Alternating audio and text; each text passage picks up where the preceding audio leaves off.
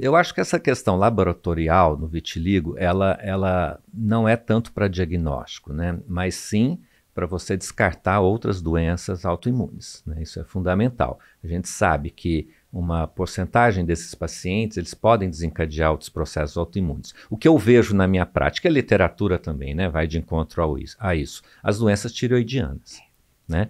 Então, se está então numa faixa ali, mulheres, jovens, né, mais ainda. Né? Então, os estudos mostram aí em torno de 20%, às vezes eu acho até que é mais se a gente pegar esse grupo específico, né?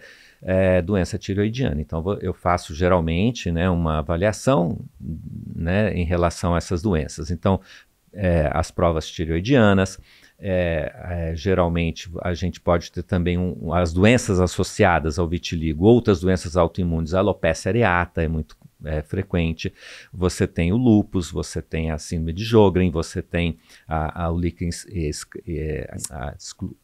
esclerodermia cutânea, né? Você tem, então tem um grupo de doenças que podem ao mesmo tempo, né, coexistir. Então a gente precisa descartar isso. Essa avaliação é fundamental já na primeira consulta, né? Isso deve fazer parte da primeira consulta. Pensei em vitiligo, eu já penso em descartar essas outras doenças autoimunes associadas.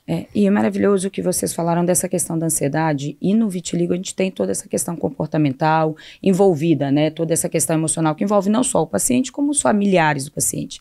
Nesse contexto dessa parte dessa ansiedade, como que a gente lida, ou como que o senhor lida com a ansiedade da família, do paciente, até mesmo nisso de fazer ou não a biópsia? Porque às vezes é uma ansiedade da família, nossa, mas já deu diagnóstico, não fez exame nenhum, me confirme. Às vezes é difícil você convencer o paciente hoje ou a família que não precisa de exame, né?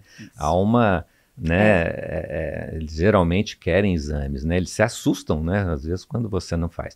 Olha, você tocou num ponto que para mim é fundamental dentro do vitiligo, tá, que é a questão da ansiedade.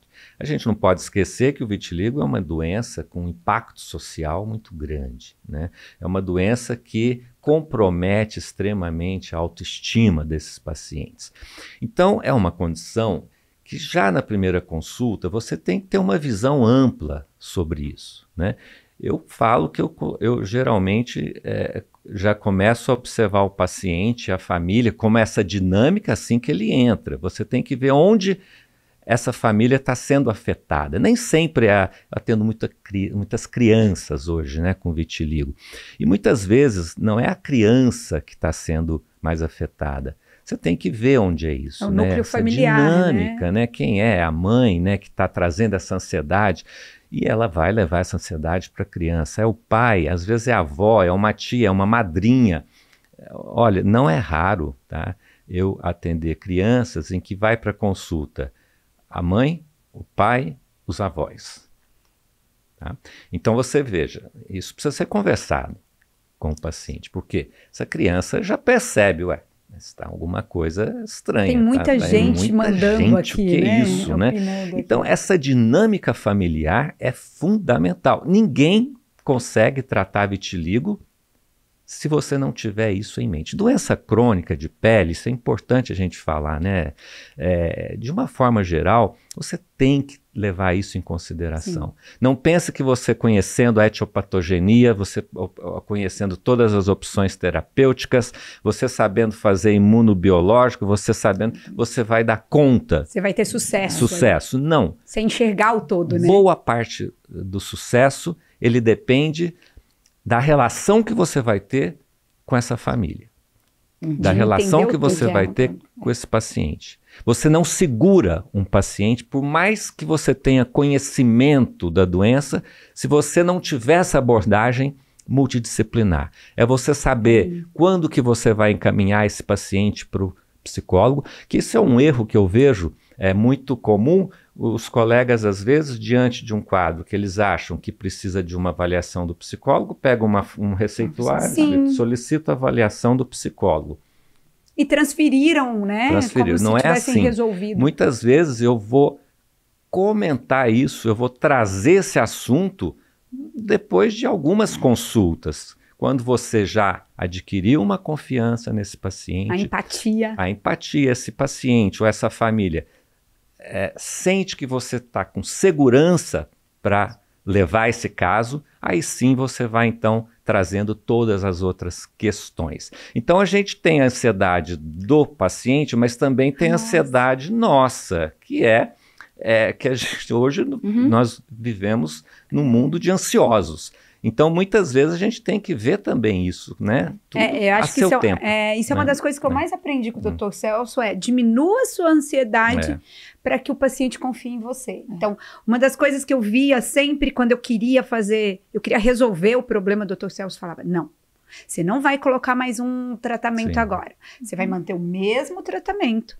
E vamos abordar o todo. E aí, o Dr. Celso, eu lembro de eu passar aí 20 minutos conversando lá no ambulatório, lá no SUS, conversando com o paciente para lidar com esse todo. E aí eu lembrei de um grande professor de dermatopediatria nosso, que falava a mesma coisa, o Dr. Sidney. Sabe? Aquele sim. Ai, meu Deus, né? O senhor falando, eu vi o Dr. Sidney, que também é um dermato... Excelente. O primeiro, né? Dermatopediatra. Ele desenhava, você se lembra? Ele desenhava. Você sabe que eu aprendi a desenhar? Com ele. Com ele, eu desenho tudo por causa dele.